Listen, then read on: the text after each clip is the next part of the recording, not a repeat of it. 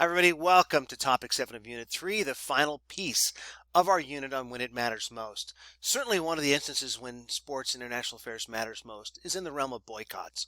Boycotts is when a country or a sports federation is trying to express its displeasure with a policy or a condition or a situation that exists in a country or within a sporting federation. And so what they're going to threaten to do is to not participate unless changes are made, or to take the games away unless changes are made. So these are manifestations of soft aggression policies where you don't want to risk going to war, but you want to show your extreme displeasure. And so refusing to participate in the games is a way to do that. They have been actualized several times in the past, and they're proposed in virtually every sporting event that's hosted internationally now and will be in the future. So this will surround you, and you'll hear people propose things about boycotting this event or that event. And I hope you're able to articulate why it will tend not to work and what else you might be able to do to protest certain actions and activities. So we're going to jump way back to the first proposed boycott, which is in 1936, those Nazi Olympics we looked at before when we looked at extremist regimes and defining their nations, and what the Nazis were trying to do with the world with the Olympics, which was a manifestation of their greatness. So there were plenty of people in 1936 who were aware of the policies of the Nazis towards the Jews. They were aware of their policies towards other minority groups such as the gypsies and homosexuals. And those, you may not have known what was going to happen with the Holocaust, but it was pretty clear that they had extreme policies in regards to minority groups, and that they had rearmed in violation of treaty agreements in World War I. So there were lots of reasons why you might want to boycott it. So that proposal was out there. And it didn't work in part because of the pressure from governments to not overly politicize their own delegations. There were internal conversations. There were some individual athletes who didn't go from the United States. And there's some athletes who went to an alternative games called the Olimpiada Popular, which was held in Barcelona. This kind of had 2 points of genesis. One was a desire not to support the Nazi regime, but the other was a protest against that idea of amateurism that we talked about last unit, which was really one that was based on elitism. And so if the Olympics were seen as an avenue for people of means to participate, then they would hold a workers' game or something that was from the left. That doesn't go very well for a lot of reasons, one of which is the Spanish Civil War breaks out in right about the same time there in July of 1936. But this is how far back the idea of boycotts go. And if you're going to boycott a games, then the Nazi games is a good one to be associated with.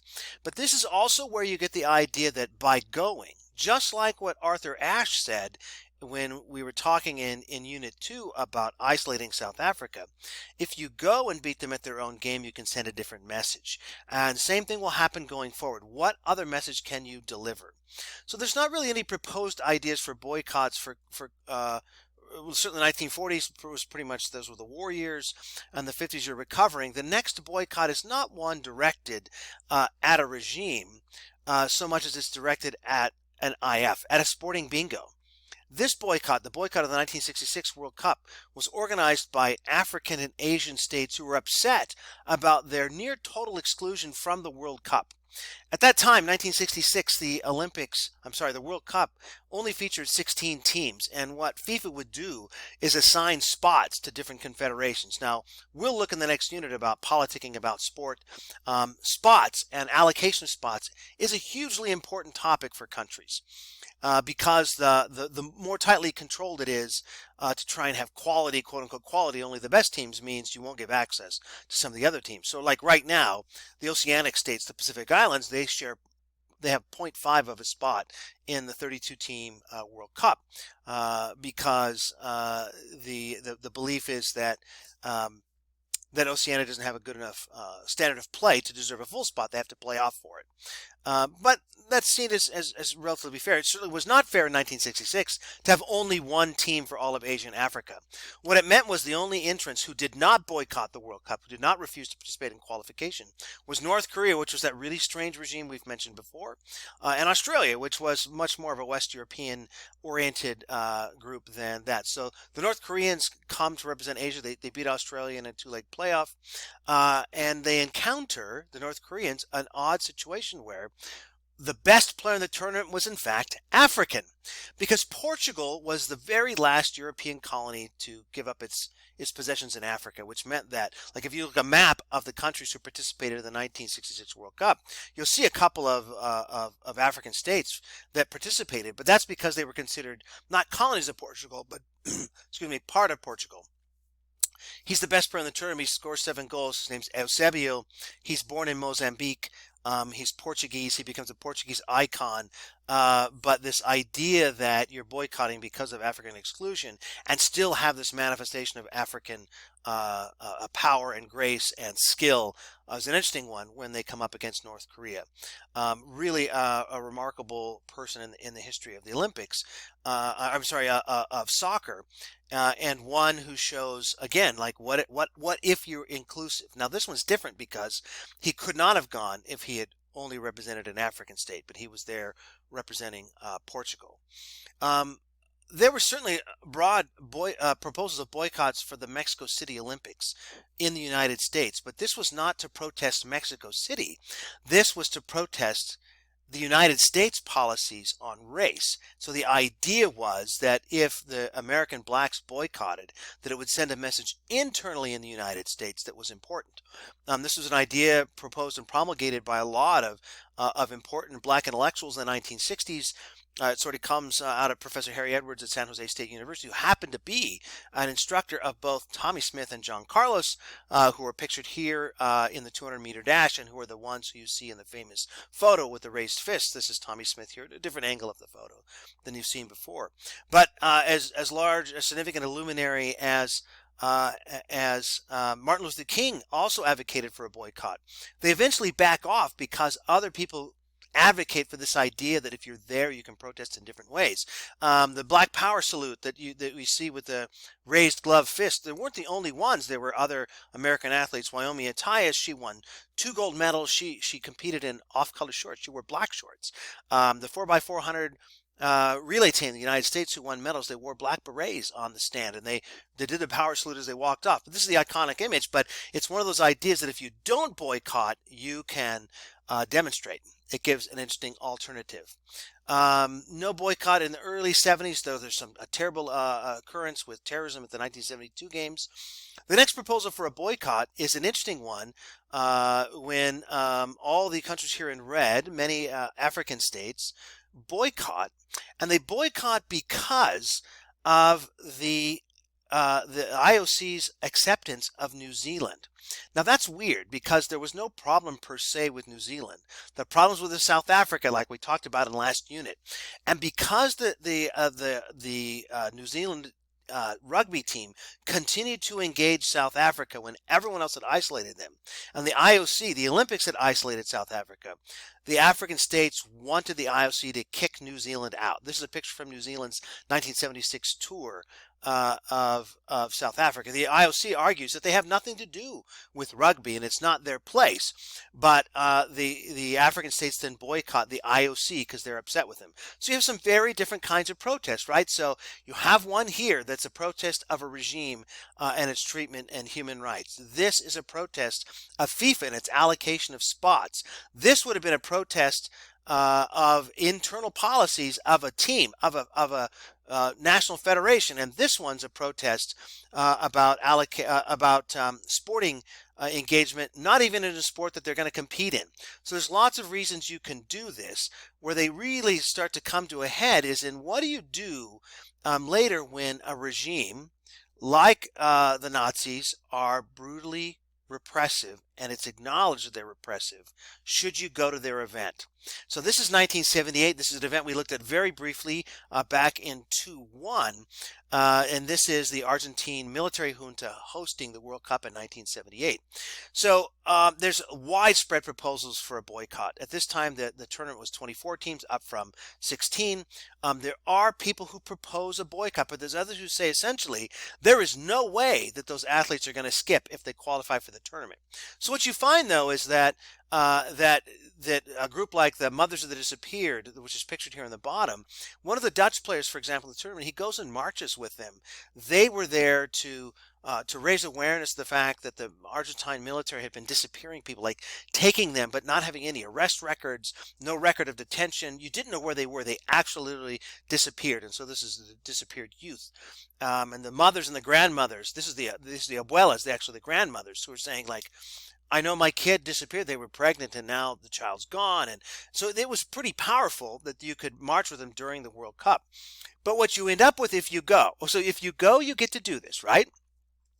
But if you go and you participate and things go well for the regime, you end up with images like this one on the right, where the leader of the dictatorship, the leader of the junta, Jorge Videla, is there presenting the World Cup trophy to his own participants. And you supported that in some way by being there and not having boycotted. So again, those mixed messages and those different opportunities. 1980 is a famous one because this is when we boycotted the Summer Olympics, and we got 64 of our allies to do it with us. So 65 total nations boycott the Moscow Olympics in 1980. And this was in response to the Soviet invasion of Afghanistan, and we were not pleased with what the Soviets were doing.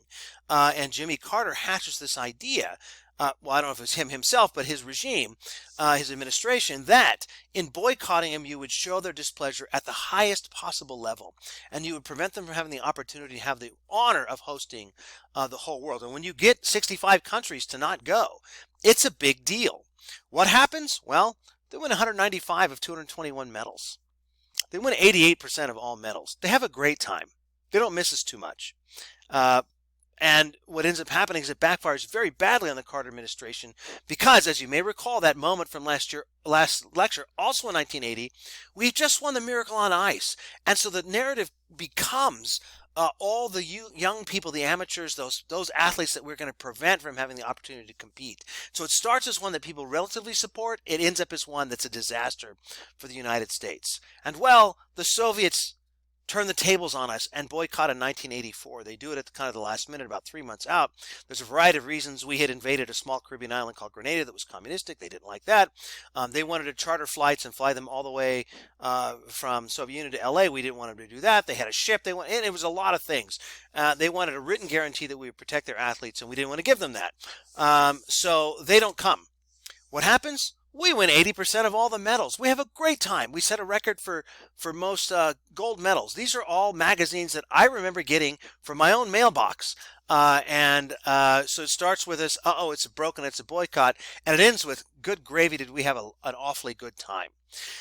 So it seemed that we got through boycotts by the end of the IOC worked very hard to get people to promise not to boycott 88. There were a couple of boycotts, Cuba, for example. But by 92 and 96, there's hope. It seems like we're past this. The moments when Antonio Rebollo here on the left shoots a flaming arrow to light the flame, the Olympic torch in 1992, when a unified Germany marches in the opening ceremony, when a black athlete carries the flag for a readmitted South Africa, when the unified team's there, when the independent Baltic states are there, it's incredible. And what you're feeling and the emotion for a lot of us and the hope that's expressed for the world, with no boycotts, with things seemingly going well. And then in 1996, it's the first time that every federation that's invited comes. There were 196 knocks, 196 show up. And I got to tell you, when Muhammad Ali lit the torch, the waterworks were going, man. It was incredible. But in almost every instance since then, there's been proposals to boycott because there are not really any pure moments left. It's hard to find them. What is the policy of Russia towards homosexuals? Should you not boycott the Sochi Olympics and or the Russian World Cup?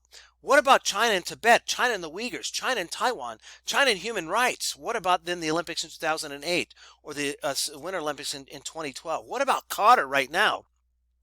And the terrible job they've done in protecting workers? Should you not boycott? And so these will come up time after time as you go forward. But what you find is that the political statement tends to backfire on the people who boycott, because whoever goes has a great time, and you might, or whoever stays, like the host country, still ends up having a great time, and you don't get to be there. You can't make alternate protests. You can't be there like Arthur Ashe, like Jesse Owens, like John Carlos, like Tommy Smith, like you'll see with a lot of people here coming up in Qatar, who will wear symbols, who will make statements, who will be able to manifest their displeasure. There can be then sometimes political boycotts where only the officials don't go, but you're unlikely to see athletes not participate unless it's an individual decision, not a state one.